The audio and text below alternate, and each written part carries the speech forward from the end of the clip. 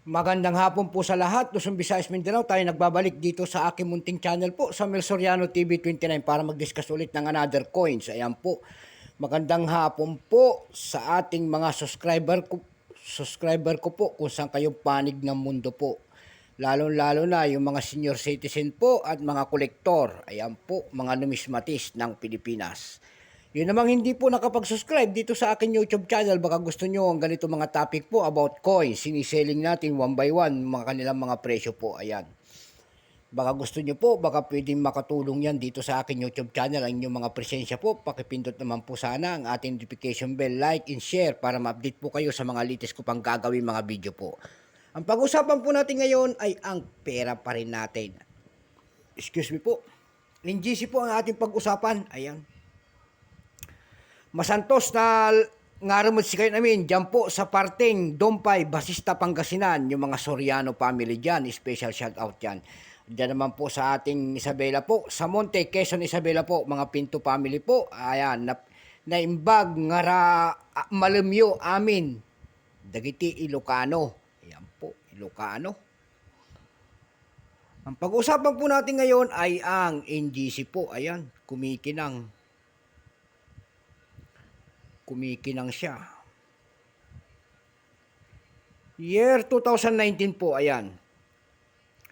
Makikita nyo po ang isang imahe po ng isang lalaki, ayan po, nakasimangot, nakaharap nga sa akin. Ayan po, siya po ay si Andres Bonifacio. And then, 5 pesos po, doon sa kanyang ulo po, nakalagay po ang ating Republika ng Pilipinas.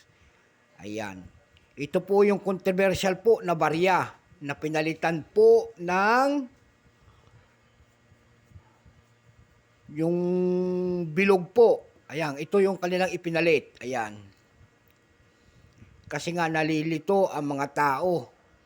Akala nila yung 5 pisong bilog, minsan napagkakamalang piso po. Kaya ito ang kanilang ipinalit ulit. NGC po, nakapalob po sa NGC. Pagkatalikod po niyan, makikita nyo po ang isang imahe po ng Tayabak. Ayan. And then, ang bagong selyo po ng ating BSP. Ayan. Bagong selyo ng ating BSP. Makinang kasi.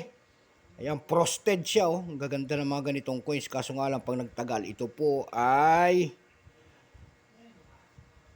kinakalawang.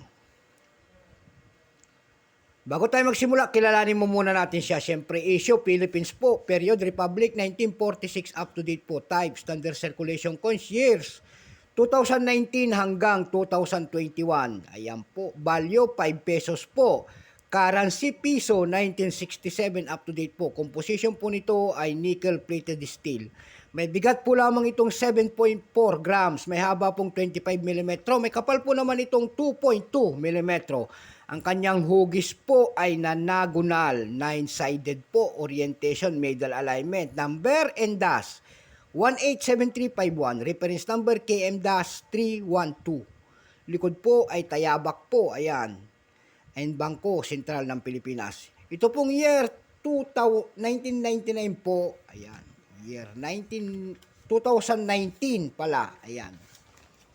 2019 pala, ito po ay 88%. Ayan po.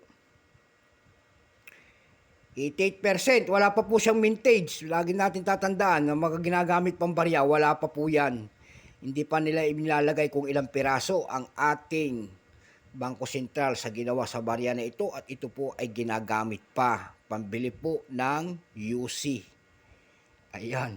Dagdag ka lang ng dos, di mayroon ka ng camel. Ayan po. Pero may price na doon sa ating numista.com, yung kanyang extra fine 35, almost uncirculated 35. Uncirculated po nito ay nagkakahalaga lamang ng 79 pesos. Ayan. Doon sa ating numista.com, tignan natin kung magkano lang ang kanyang mga halaga na pinagbebenta ng mga kababayan natin. Ayan po. Doon sa ating numista.com, may nakapaskil na nito, nagbebenta po ng $1.69. Mayroon na ring $1.98. Ang pinakamalaki po doon nakita natin ay $4.88. Doon naman po sa ating ebay.com, nakakita na tayo nagbebenta nito ng 4 na piraso na year 2019. Ito po ay binebenta niya ng $5.69. Sa Carousel PH po, mayroon din nagbebenta doon ng error coins. Ang seller po ay si Danny Doblen. Ayan. Yung kanyang 2019 error, binebenta niya ng 12,000. Napakalaki. Try nyo sa 5 pesos na yan, error lang 12,000 na. Ayan po. So malaya siyang magbigay ng kanyang opinion dahil coins niya yon. Ayan po, wala tayong pakialam kung binta man niya ng 30 milyan. Ay kung mabinta nga naman ay talagang swerte. Meron din tayo nakita doon na error coins din na ang seller po ay si Bonji Escobar. Ayan. Error coins din. Crack error po. Ayan, ang binibenta niya ang kanyang coins doon ng 3,000 pesos per piece. Ayan. Wala na ho tayong mapipigang presyo po at sagad na sagad na. So hanggang dito na lamang po. Keep safe po sa lahat and God bless. Ayan, ulitin ko yung aking mga subscriber po. Thank you so much po kung saan kayong dako ng mundo.